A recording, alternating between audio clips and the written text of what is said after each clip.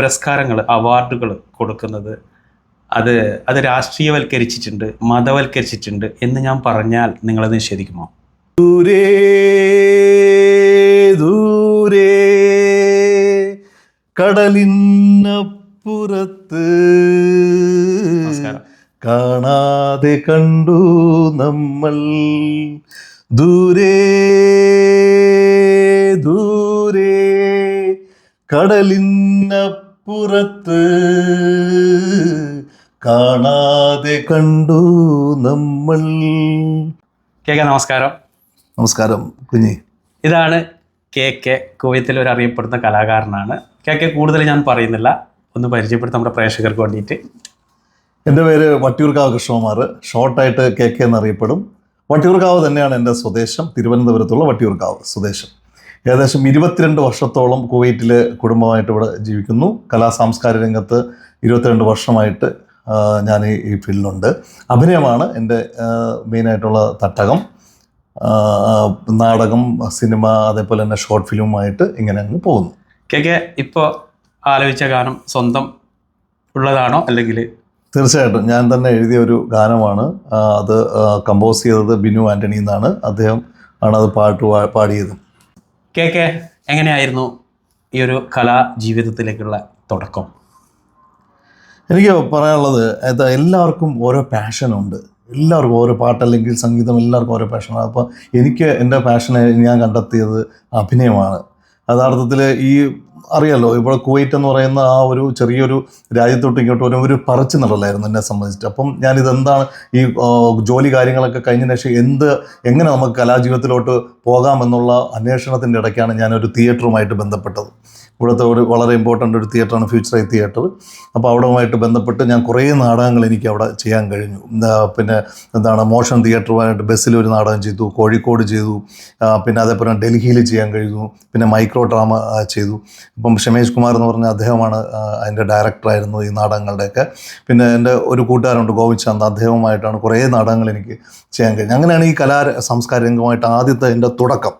പിന്നെ അങ്ങനെ ഷോർട്ട് ഫിലിമും അങ്ങനെ പല മേഖലകളിലായിട്ട് എനിക്ക് പോകാൻ കഴിഞ്ഞു. എങ്ങനെ നാട്ടിലെ കലാജീവിതവും നമ്മുടെ ഈ പ്രവാസ ലോകത്തെ കലാജീവിതവും നമ്മൾ താരതമ്യം ചെയ്യുമ്പോൾ എങ്ങനെ?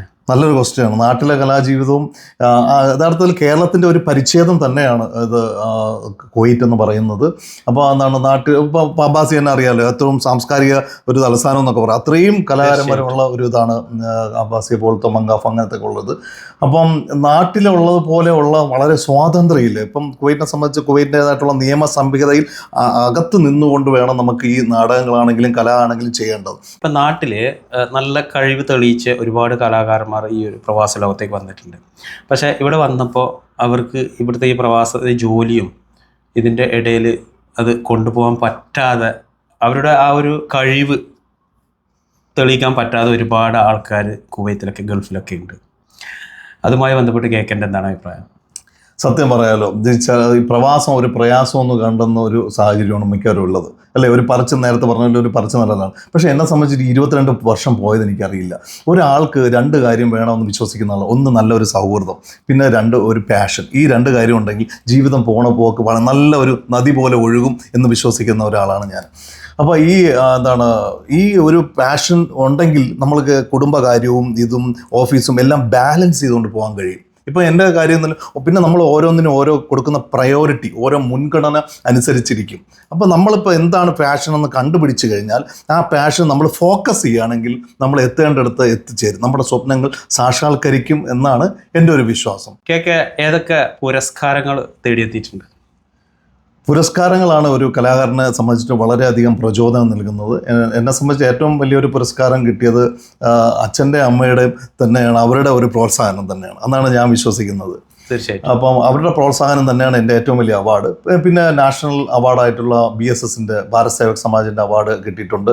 രത്ന പുരസ്കാരം നാഷണൽ ഫിലിം അക്കാദമിയുടെ കിട്ടിയിട്ടുണ്ട്.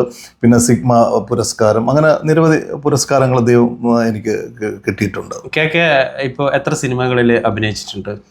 ഏകദേശം ഷോർട്ട് ഫിലിമിൽ തന്നെ ആണെങ്കിൽ എനിക്കൊരു 30-35 ഷോർട്ട് ഫിലിമോളം എനിക്കിവിടെ ചെയ്യാൻ കഴിഞ്ഞിട്ടുണ്ട്. പിന്നെ അതേപോലെ നാടകം ഒരു 8-9 നാടകങ്ങളോളം ചെയ്യാൻ കഴിഞ്ഞു. അതിൽ 2 നാടകങ്ങൾ, ഇപ്പം വിചാരണ എന്ന് പറയുന്ന ഒരു നാടകം ഉണ്ടായിരുന്നു. അതൊക്കെ എഴുതി തന്നെ സംവിധാനം ചെയ്യാനും കഴിഞ്ഞിട്ടുണ്ട്. ബിഗ് സ്ക്രീനിൽ മുഖം കാണിച്ചിട്ടുണ്ടോ? ബിഗ് സ്ക്രീനിൽ ഒറ്റയാൻ എന്ന് പറഞ്ഞ ഒരു ഫിലിം ഞാൻ കാണിച്ചിട്ടുണ്ട്. പിന്നെ അതിൽ പ്രത്യേകം എന്ന് പറഞ്ഞാൽ ഇവിടെ കുവൈറ്റിൽ തന്നെ ഉണ്ടാക്കിയ ഒരു സിനിമയാണ്. അതേപോലെ തന്നെ ഇപ്പോൾ ഒരു സിനിമ വരുന്നുണ്ട്, ക്യാപ്റ്റൻ നിക്കോളാസ്. ഏകദേശം 2.5 മണിക്കൂറുള്ള ഫസ്റ്റ് കുവൈറ്റിലെ സിനിമ, 2.5 മണിക്കൂറുള്ള സിനിമ ഇവിടെ കുവൈറ്റിൽ നിന്ന് വരുന്നു എന്നുള്ളൊരു കാര്യം എടുത്തു പറയേണ്ട ഒരു കാര്യമാണ്. അതിലും ഞാൻ ഒരു നല്ല വേഷം ചെയ്യുന്നുണ്ട്. കവികൾക്ക് ഒന്നിൽ കൂടുതൽ പ്രേമം ഒക്കെ ഉണ്ടാവുന്ന നമ്മൾ പറയുന്ന കേട്ടിട്ടുണ്ട്. നിങ്ങളിപ്പോൾ ഒരു നിമിഷക്കവിയൊക്കെ നിങ്ങൾ ഒരുപാട് ഗാനങ്ങളും കവിതകളൊക്കെ നിങ്ങൾ ഉണ്ടാക്കുന്നുണ്ട്. ഈ ഞാൻ പറഞ്ഞ ഈ ഒരു അഭിപ്രായത്തോട് എന്താണ് നിങ്ങളുടെ അഭിപ്രായം? തുറന്നു പറയുകയാണെങ്കിൽ ഭാര്യ കേൾക്കണ്ട. കാരണം സത്യമാണ് പറഞ്ഞത്. കാരണം ഈ ഒരു പ്രണയം വേണം. പ്രണയം അത് ഇപ്പം സ്ത്രീയോടൊന്നല്ല, ലിംഗഭേദമല്ല, അതല്ല. ഒരു മണ്ണിനോടും മഴയോടും പ്രകൃതിയോടും എല്ലാത്തിനോടും പ്രണയം വേണം. ആ പ്രണയമാണ് യഥാർത്ഥത്തിൽ ഇന്ന് ഭൂമി നിലനിൽക്കുന്നതെന്ന് വിശ്വസിക്കുന്നതാണ്. അതാണ് ഒരു ബോണ്ടിങ് എന്നുള്ളത്. അപ്പം തീർച്ചയായിട്ടും എനിക്ക് ഒത്തിരി പ്രണയങ്ങൾ ഉണ്ടായിട്ടുണ്ട്. കുഞ്ഞുനാളിലോട്ട് എല്ലാം പ്രണയങ്ങൾ ഉണ്ടായിട്ടുണ്ട്. ആ പ്രണയം എന്ന് പറഞ്ഞാൽ ഇപ്പം നമുക്കൊരു ജീവിക്കാനുള്ളൊരു ത്വര ഉണ്ടാക്കുന്ന ഒരു അല്ല. ഇതിപ്പോ ഭാര്യ കാണുമല്ലോ ഇന്റർവ്യൂ. അതുകൊണ്ടാണ് ഞാൻ അവിടെ ഇവിടെ തൊടാതെ പോകുന്നത്. കാരണം ഇന്ന ആളുടെ പേരൊന്നും എനിക്ക് പറയാൻ പറ്റില്ലല്ലോ. പഴയ കാലഘട്ടം മാറി. ഇപ്പം നാട്ടിലാണെങ്കിലും ഗൾഫിലാണെങ്കിലും പുരസ്കാരങ്ങൾ, അവാർഡുകൾ കൊടുക്കുന്നത് അത് രാഷ്ട്രീയവൽക്കരിച്ചിട്ടുണ്ട്, മതവൽക്കരിച്ചിട്ടുണ്ട് എന്ന് ഞാൻ പറഞ്ഞാൽ നിങ്ങളത് നിഷേധിക്കുമോ? തീർച്ചയായിട്ടും നിഷേധിക്കാൻ കഴിയില്ല. കാരണം തുറന്നു പറയാലോ അല്ലേ. കാരണം ഒരു കലാകാരനെ ഏറ്റവും വേണ്ട ഒരു കാര്യമെന്ന് ഞാൻ മനസ്സിലാക്കണം, നന്മയുള്ള ഒരു മനസ്സും പിന്നെ 2 ധൈര്യവുമാണ്. എന്തും പച്ചയ്ക്ക് വിളിച്ച് പറയാനുള്ളത് എന്ന് വെച്ച് കഴിഞ്ഞാൽ കറക്റ്റായിട്ടുള്ള കാര്യങ്ങൾ. കാരണം സാമൂഹ്യമായ പ്രതിബദ്ധത ഉള്ളവരായിരിക്കണം കലാകാരന്മാർ എന്ന് വിശ്വസിക്കുന്ന ഒരു ചെറിയ കലാകാരനാണ് ഞാൻ. കാരണം നമ്മളെ സമൂഹത്തിലുള്ള അസഹിഷ്ണുതയും സമൂഹത്തിലുള്ള പ്രശ്നങ്ങളും വിളിച്ചോതുന്ന കാര്യങ്ങൾ നമ്മൾ ഉണ്ടാക്കണം. അപ്പോൾ ഇപ്പം നാടകം എന്ന് പറഞ്ഞാൽ അതിൻ്റെ അർത്ഥം തന്നെ നാടിൻ്റെ അകം എന്നുള്ളതാണ്. അപ്പോൾ അങ്ങനത്തെ ഉള്ള കാര്യങ്ങൾ വെക്കുകയാണെങ്കിൽ ഇപ്പോൾ ഇവിടുത്തെ കാര്യം എടുത്തു കഴിഞ്ഞാലും നാട്ടിലെ കാര്യം എടുത്താലും നേരത്തെ പറഞ്ഞ പോലെ നാടിൻ്റെ ഒരു പരിച്ഛേദമാണ്. ഇപ്പം കുവൈറ്റ് ആണെങ്കിലും അവിടെയുള്ള ആൾക്കാർ ഇങ്ങോട്ട് മാറുന്നു എന്നേ ഉള്ളൂ, പക്ഷെ പറിച്ച് നിറലാകുന്നു എന്നുള്ളൂ. പക്ഷേ എനിക്ക് പറയാനുള്ളത്, രാഷ്ട്രീയമില്ലാത്ത ഒരു ഫീൽഡും ഇന്നില്ല. എല്ലാത്തിലും രാഷ്ട്രീയത്തിൻ്റെ കൈകടത്തലുകളുണ്ട്. അതുകൊണ്ട് തന്നെയാണ് ഓരോ പ്രശ്നങ്ങളും നമുക്ക് ഉണ്ടാക്കിക്കൊണ്ടിരിക്കുന്നത്. ഇപ്പോൾ അവാർഡ് മേഖല തന്നെ എടുക്കാം. ഇപ്പോൾ സ്കൂൾ കലോത്സവം യഥാർത്ഥത്തിൽ എനിക്ക് പറയേണ്ടി ഒരു രാഷ്ട്രീയ കലോത്സവം എന്ന് എനിക്ക് പറയേണ്ടിയിരിക്കുന്നു. ഇപ്പോൾ രക്ഷകർത്താക്കളും അതേപോലെ തന്നെ ജഡ്ജസുമായിട്ടുള്ള ഒരു പങ്കുവയ്ക്കലല്ലേ എന്ന് പോലും എനിക്ക് സംശയം എടുക്കാം. അവിടെ കുട്ടികൾക്ക് സ്ഥാനമില്ല. കുട്ടികളുടെ കല എന്ന് പറയുന്നത് അവർക്ക് കുറച്ചും കൂടെ മുൻഗണന കൊടുക്കണമെങ്കിൽ ഒരു പരിഗണനയോടുകൂടി അവർ നിഷ്പക്ഷമായിട്ടുള്ള ഒരു ജഡ്ജ്മെൻ്റാണ്, ഒരു വിലയിരുത്തൽ വേണം. അതായത് കഴിവുള്ളവർക്ക് അംഗീകാരം കിട്ടുന്നില്ല. അതെ, കഴിവുള്ളവർക്ക് അംഗീകാരം കിട്ടുന്നില്ല. കേക്കൊക്കെ ഇതുപോലെ എന്തെങ്കിലും അനുഭവങ്ങൾ ഉണ്ടായിട്ടുണ്ടോ? അത് എനിക്ക് നിങ്ങൾക്ക് കിട്ടേണ്ട ഏതെങ്കിലും പുരസ്കാരങ്ങൾ രാഷ്ട്രീയ കൈകടത്തലുകൾ കടന്നിട്ടുണ്ടോ? അതെനിക്ക് അങ്ങനെ പറയുമ്പോൾ എനിക്ക് അങ്ങനെ പ്രത്യേകിച്ച് ഒരു സംഘടനയോ അങ്ങനെയൊന്നും എനിക്ക് പറയാൻ കഴിയില്ല. പക്ഷെ തീർച്ചയായിട്ടും എനിക്ക് തോന്നി, ഇപ്പം അവാർഡിന് വേണ്ടിയിട്ട് അഭിനയിക്കുന്ന ആളല്ല. അവാർഡെന്ന് പറയുന്നത് നമുക്കൊരു പ്രചോദനം നൽകുന്ന ഒരു കാര്യം മാത്രമാണ്.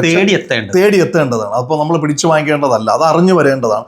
പിന്നെ നമുക്ക് എവിടെയെങ്കിലും അവാർഡോ അല്ലെങ്കിൽ നമുക്ക് എന്തെങ്കിലും അംഗീകാരം കിട്ടേണ്ടതാണെങ്കിൽ ആർക്കും നമ്മളെ സ്റ്റോപ്പ് ചെയ്യാൻ കഴിയില്ല. നമുക്ക് നമുക്ക് വന്ന് ചേർന്നിരിക്കും, അത് യാതൊരു സംശയമില്ല. നമുക്ക് ആ കോൺഫിഡൻറ്റ് വേണം എന്നുള്ളത് മാത്രം. പിന്നെ നമ്മൾ ചെയ്യുന്ന കാര്യത്തിൽ നമ്മളൊരു ഫോക്കസ് ഉണ്ടായിരിക്കണം. അപ്പം എനിക്ക് കൂടുതലും ഇങ്ങനെ പ്രശ്നങ്ങൾ ഉണ്ടായിട്ടുണ്ടോ എന്ന് ചോദിച്ചു കഴിഞ്ഞാൽ ചിലയിടത്തൊക്കെ മാറ്റി നിർത്തപ്പെട്ടൊക്കെ അവസ്ഥകൾ ഉണ്ടായിട്ടുണ്ട്. അപ്പം പക്ഷേ നമ്മൾ അതൊരു ഊർജ്ജമാക്കി എടുക്കും. അല്ലാതെ അയ്യോ എനിക്കത് കിട്ടിയില്ലല്ലോ, ഞാനും ഫ്രണ്ടിലോട്ട് വരേണ്ടതല്ലേ എന്ന്. ഇവിടെയാണോ അല്ലെങ്കിൽ നാട്ടിലാണോ? ഇവിടെ കൂടുതൽ എനിക്ക് അനുഭവപ്പെട്ടത്. എവിടുന്ന് മാറ്റി നിർത്തിയതെന്ന് അല്ല, അത് എനിക്ക് പ്രത്യേകിച്ച് അങ്ങനെ സംഘടനകളൊന്നും എനിക്ക് പറഞ്ഞു കഴിഞ്ഞാൽ അത് ഒരു ഇതായിട്ട് അവർക്കും ഇതുണ്ട്. ഭാവി പ്രൊജക്റ്റുകളൊക്കെ ഏതൊക്കെയാണ് പുതുതായി വരാൻ പോകുന്നുള്ളതും? മെയിനായിട്ട് ഉള്ളത് നീയും ഞാനും എന്നുള്ളൊരു ആൽബം ഉണ്ട്. അതൊരു പ്രണയഗാനമാണ്. ഞാൻ തന്നെ എഴുതി പ്രൊഡ്യൂസ് ചെയ്ത് ചെയ്യുന്ന റാഷി എന്ന് പറഞ്ഞ സംവിധാനമാണ് അത് ഡയറക്റ്റ് ചെയ്യുന്നത്. പിന്നെ അതേപോലെ തന്നെ വിക്രമൻ എന്ന് പറഞ്ഞ ഒരു ഷോർട്ട് ഫിലിം ചെയ്തിട്ടുണ്ട്. അത് നാട്ടിലിപ്പോൾ റിലീസായി, ഇപ്പോൾ ഇവിടെയും റിലീസാകാനുള്ള കാര്യങ്ങൾ ചെയ്തുകൊണ്ടിരിക്കുന്നു. പിന്നെ ഒരു നാടകം ഞാൻ ചെയ്യുന്നുണ്ട്, തീവ്ര ലഹരി എന്ന് പറഞ്ഞാൽ. അത് ഹിറ്റ്ലറിൻ്റെ കഥ പറയുന്നതാണ്. കുവൈറ്റിൽ ഒരുപക്ഷെ ആദ്യമായിട്ടായിരിക്കും. അപ്പോൾ അതിൻ്റെ അണിയറ പ്രവർത്തനങ്ങൾ ചെയ്യുന്നുണ്ട്. പിന്നെ അതേപോലെ ലാസ്റ്റ് റിഫ്ലക്ഷൻ എന്ന് പറഞ്ഞ ഒരു സിനിമ, അതും റാഷിയാണ് ഡയറക്റ്റ് ചെയ്യുന്നത്. പിന്നെ ഡാർവിൻ പിറവ എന്ന് പറയുന്ന ഒരു ഡയറക്ടറിൻ്റെ ഒരു ഇത് ചേരുന്നുണ്ട്.